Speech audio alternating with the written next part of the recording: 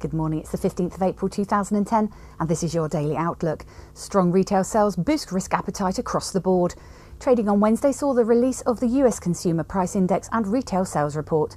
The reports and the subsequent price action indicated that the risk trade is back on.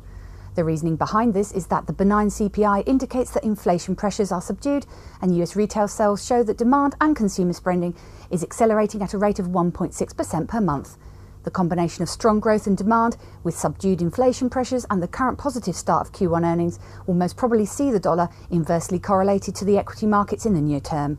Equities closed above 1% yesterday and the dollar fell across the board.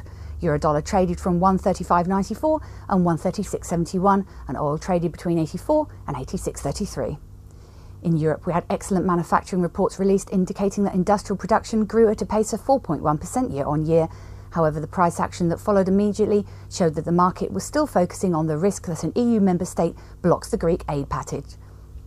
Moody's also said yesterday that Greece still risks being downgraded during the next 12 to 18 months. However, the risk of default has subsided.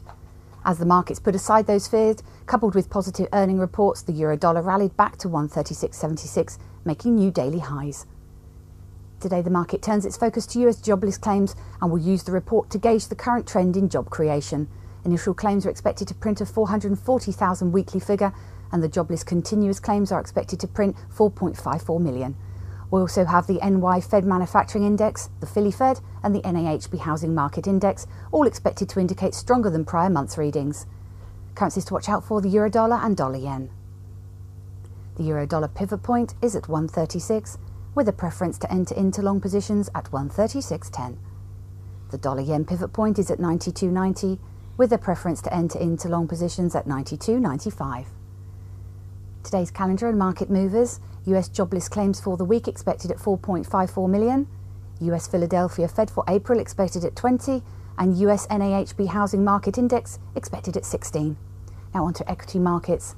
US equities closed positive on Wednesday, with the Dow closing at 0.94% and the SP 500 at 1.12%.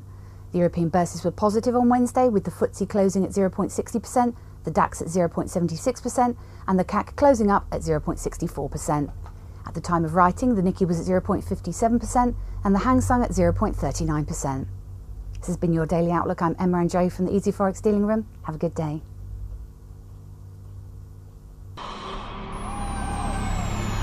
Not only have you found a great place for Forex news, you found a great place to trade it.